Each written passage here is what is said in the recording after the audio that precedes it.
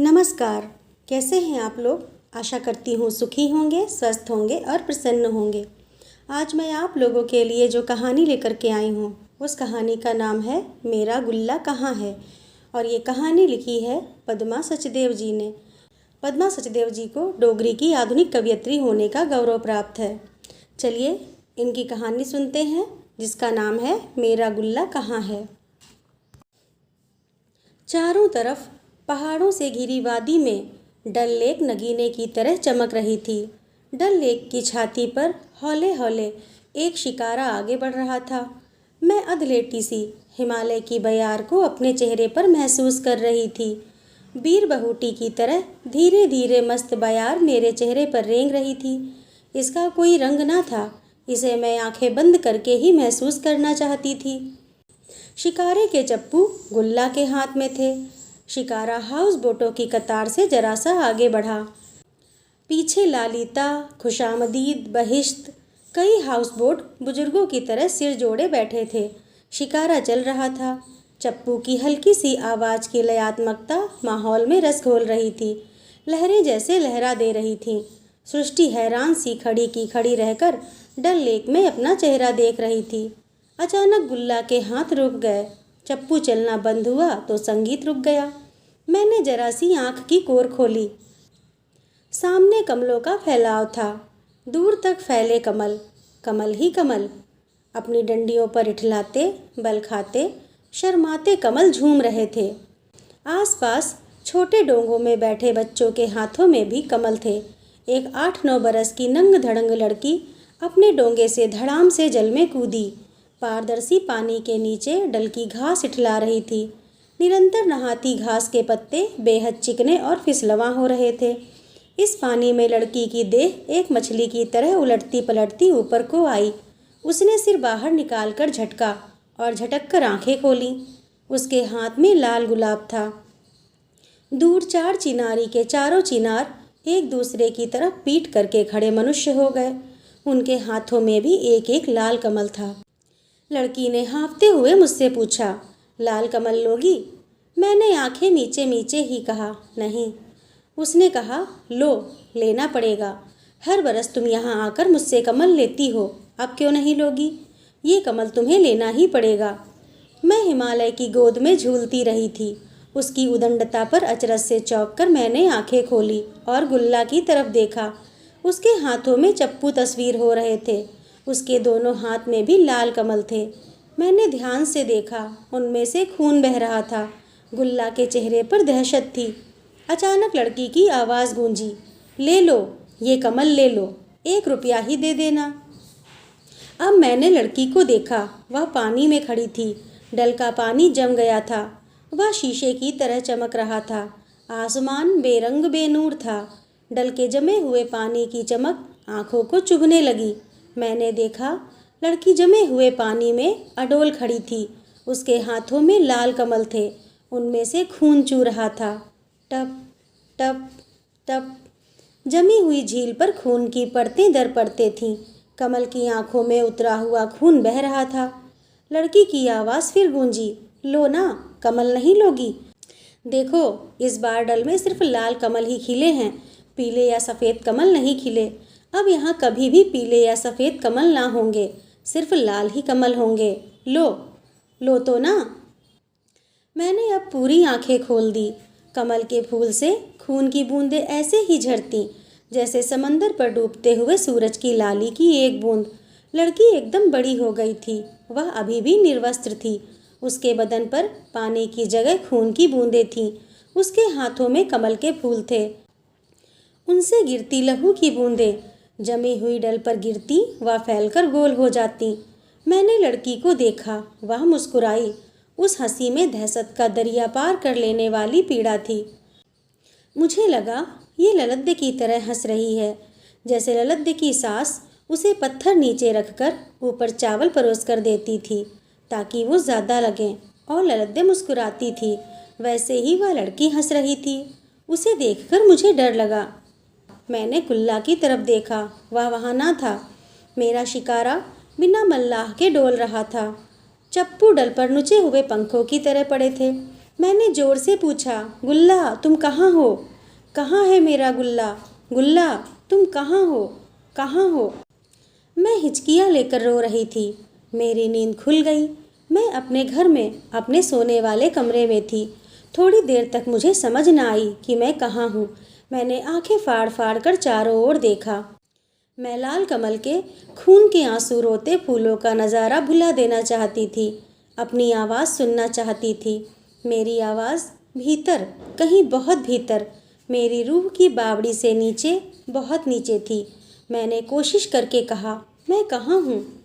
मैं घर में थी, अपने बिस्तर पर थी, पर मेरा गुल्ला कहाँ गया? मैंने फिर चारों ओर देखा और रोकर कहा, मेरा गुल्ला कहाँ है? मैंने अपनी आवाज़ सुनकर लौटने की कोशिश की। टेलीफोन पर ऐसे ही कोई काल्पनिक नंबर डायल किया। वह बज रहा था। सामने घड़ी में सुबह के 4 बजे थे। घड़ी टिक टिक कर रही थी। तो यह स्वप्न था? पर कितना सत्य, कितना मुखर, कितना उजला। इस भयानक सत्य ने फिर यह सवाल मेरे सामने ला रखा, कहाँ है मेरा गुल्ला? यह गुल्ला किसी किस्से का हीरो नहीं, किसी अफसाने का किरदार नहीं, किसी कहानी का राजकुमार नहीं। यह सचमुच का गुल्ला था। यह सचमुच का गुल्ला है, मेरा अपना गुल्ला, मेरा गुलाम मोहम्मद। हर वक्त हंसता रहता था। ड्यूटी पर आता तो भी खुश रहता, जाने लगता तो भी खुश रहता। उसकी उन दिनों नई नई शादी हुई थी। सारा दिन शर्माया सा रहता था। मैं उसकी बीवी के बारे में पूछती तो शर्माकर भाग जाता और हंसने लगता। इस बात को 32 या 33 वर्ष हो गए। मैं अस्पताल में दाखिल थी। वह वहाँ मेरे वार्ड में खिदमतगार था।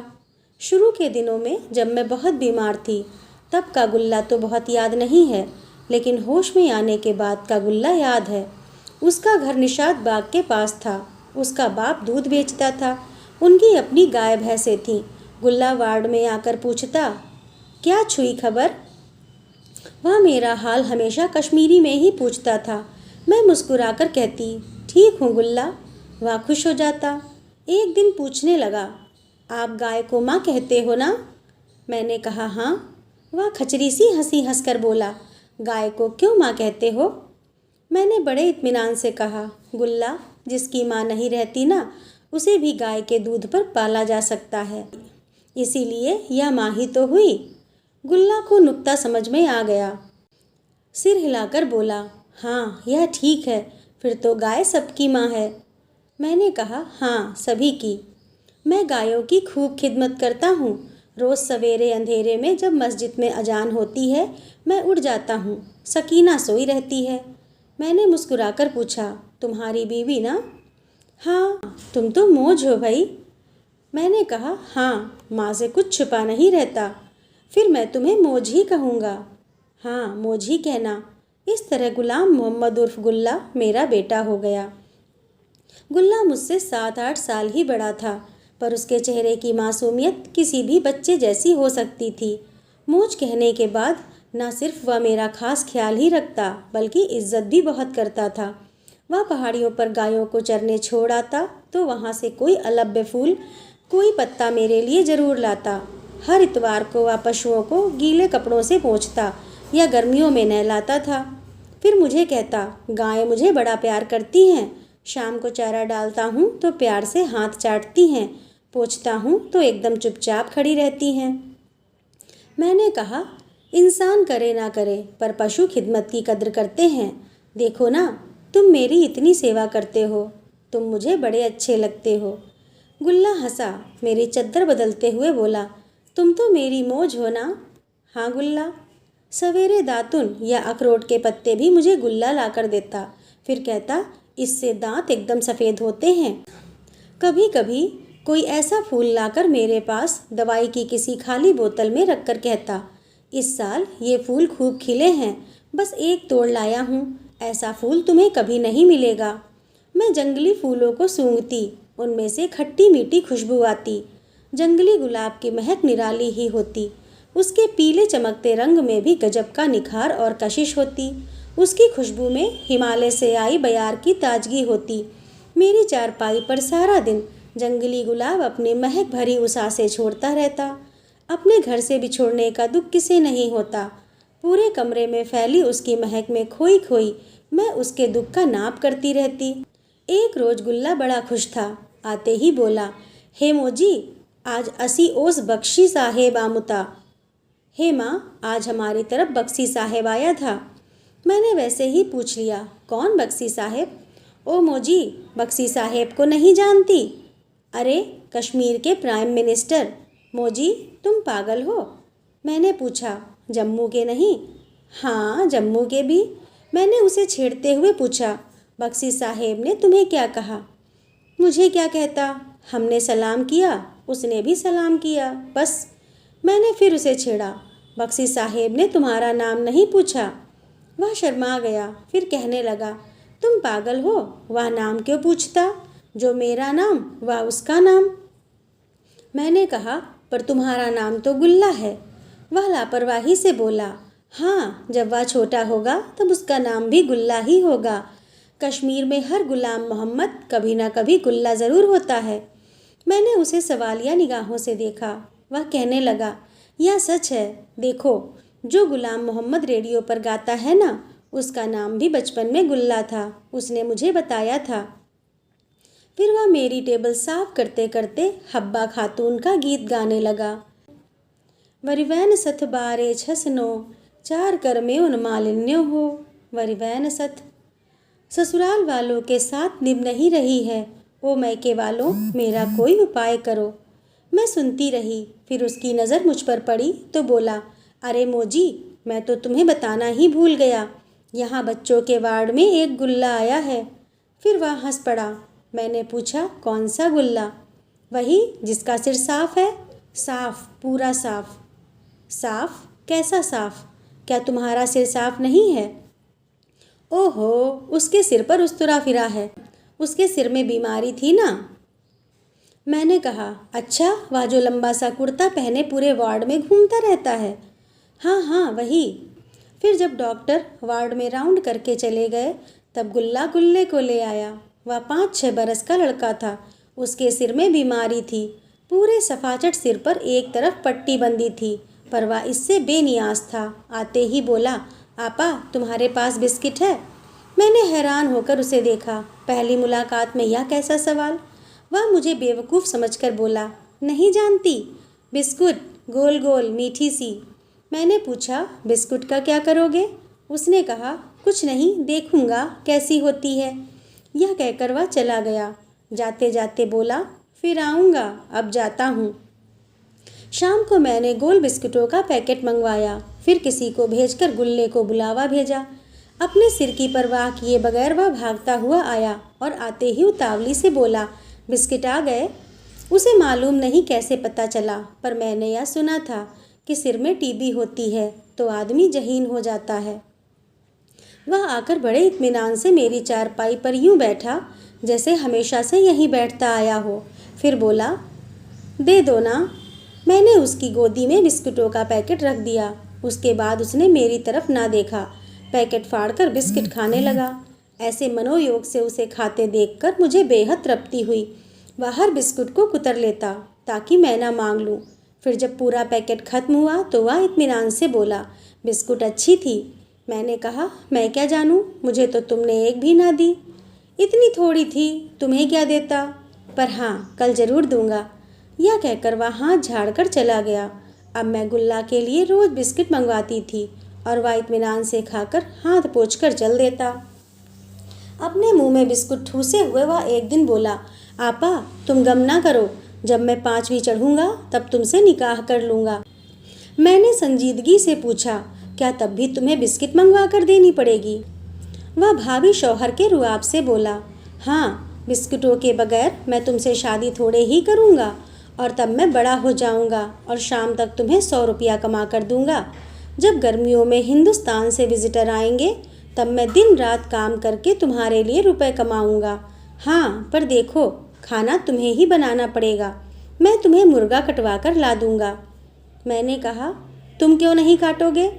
ना ना, मैं क्यों काटूँ, मुझे खून से डर लगता है। मैंने कहा, गुल्ला, तुम तो छोटे हो, शादी कैसे होगी? मैं तब छोटा थोड़े ही रहूँगा, मैं बहुत बड़ा हो जाऊँगा। तब तुम मुझे गुलाम मोहम्मद कहना गुल्ला नहीं, और जब मैं बड़ा हो जाऊंगा तब तुम छोटी हो जाना, और जब काजी साहब निकाह के लिए पूछें तब हाँ कर देना, पर खाना बनाना सीखना। मेरी माँ तब खाना नहीं बनाएगी। हाँ, तुम ही बनाना। तुम क्या क्या खाओगे? क्या खाऊंगा? हाक और भात। कभी कभी तुम उसमें गोश्त भी डालना, फिर वह मज़ेदार होगा। मैंने एक आज्ञाकारिणी भावी पत्नी की तरह सिर झुकाकर मंजूर कर लिया और कहा, मीट के शोरबे में हाक खूब मुलायम हो जाएगा। मैं तुम्हें गांव से शाली मंगवा कर दूंगा। यह चावल अच्छा होता है, हिंदुस्तान में कहीं भी नहीं मिलता। बिस्कुट खा चुकने के बाद घर के खाने की याद आते ही गुल्ला को माँ की याद आई। कहने लगा, मेरी माँ बड़ा अच्छा गोश्त पकाती है। जब कभी मुर्गा कटता था मैं वहाँ से उठ जाता था। मुझे उससे डर लगता था।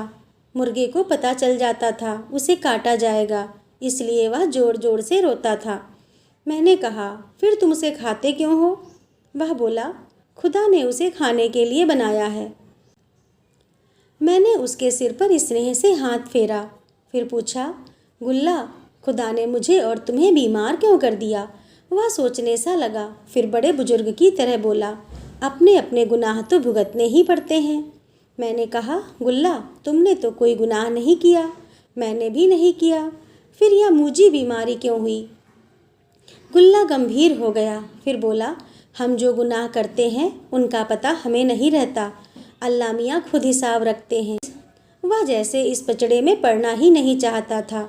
यह कहकर भाग गया। मैं उसे जाते हुए देखती रही। फिर एक दिन मुंह में बिस्किट भरकर उसने कहा था, आपा, मेरे गुनाह खत्म हो गए हैं, मैं ठीक हो गया हूँ। आज बड़े साहब ने आकर कहा, गांव से किसी को बुला लो, मुझे आकर ले जाएगा। आपा, तुम्हें भी खुदा जल्दी ही निजात देगा। उसने बुजुर्गों की तरह दोनों हाथ ऊपर उठाकर कहा, आमीन। मैंने भी कहा, सुम आमीन। फिर वह चला गया। गुल्ला चला गया, फिर भी गुल्ला था। वह मेरी खिदमत करता था और सारे कश्मीर की खबरें मुझे सुनाता था। वह जब मौज में होता मुझे कहता, मेरे बाप को तो बख्शी साहेब ने पाला है। मैं पूछती, वह कैसे? वह कहता, मेरा भाई तो उसी के पास चौकीदार था। बख्शी साहेब बड़ा आदमी हुआ तो उसे कॉन्स्पिटल बना दिया। बख्शी साहेब ही उसका बाप है। मैं उसकी इस इबादत पर हैरान रह जाती। कितना सीधा सच्चा इंसान था मेरा गुल्ला। इतने बरसों बाद ख्वाब में आया भी तो कब? जब कमल के फूलों से महक की जगह खून की बूंदें चूने लगीं, जब आग लग गई, जब कश्मीर एक खबर हो गया।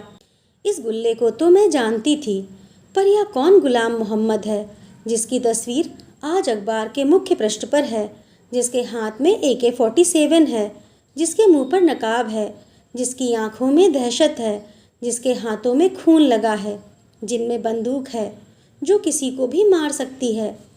अगर यही मेरा गुल्ला है तो इसके मासूम हाथों में बंदूक पकड़ाने वाले हाथ किसके हैं?